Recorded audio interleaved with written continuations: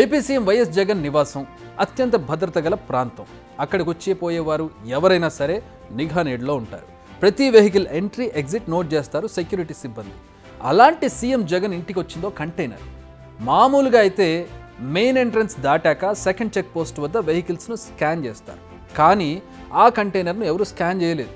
CM camp office gate వద్ద కంటైనర్ను వెనక్కి తిప్పిపెట్టారు. గంటసేపు అక్కడే ఉంది ఆ కంటైనర్. ఆ తర్వాత వెనక్కి వెళ్ళిపోయింది. అప్పుడు కూడా ఎలాంటి చెకింగ్స్ కానీ స్కానింగ్స్ కానీ చేయలేదు. అక్కడ మొదలైంది అసలు రచ్చ.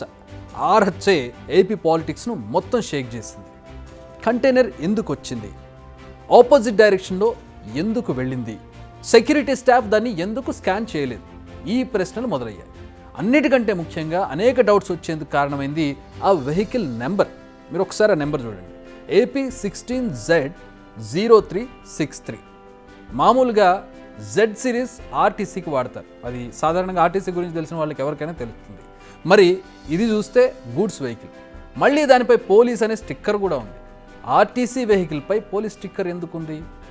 ఇలా అన్ని ప్రశ్నలే, సమాధానాలే లేవు. కానీ ఈ ప్రశ్నలకు సరికొత్త సమాధానాలు ఎవరికి వారే రాసుకున్నారు. ఈ కంటైనర్పై రియాక్ట్ అయ్యారు టీడీపీ నేతలు. సీఎం జగన్ అధికారిక నివాసంలోకి కంటైనర్ ఎందుకు వెళ్ళింది?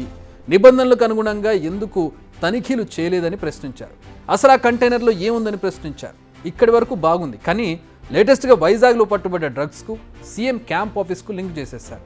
కంటైనర్లో బ్రెజిల్ సరుకుందా? లిక్కర్ మాఫియా ద్వారా మెక్కిన వేల కోట్ల డబ్బుందా? లేదంటే ఏపీ సెక్రటేరియట్లో ఇన్నాళ్లు దాచిన దొంగ ఫైళ్లు ఉన్నాయా అంటూ ప్రశ్నించారు. ఇది లోకేష్ చేసిన ట్వీట్. ఇది ప్రస్తుతం ఏపీలో రాజకీయ దుమారంగా మారింది. తాడేపల్లి ప్యాలెస్ నుంచి వైజాగ్ పోర్టుకు కంటైనర్లలో అక్రమంగా వేల కోట్ల డబ్బు, డైమండ్స్, గోల్డ్ బిస్కెట్స్ను తరలిస్తున్నారా అంటూ టీడీపీ నేతలు అనుమానాలు వ్యక్తం చేశారు.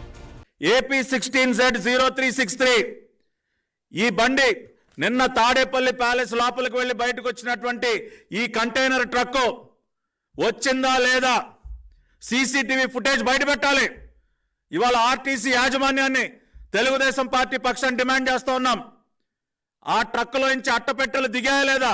నోట్ల కట్టలతో నిండి ఉన్నటువంటి అట్టపెట్టెలు దిగాయి.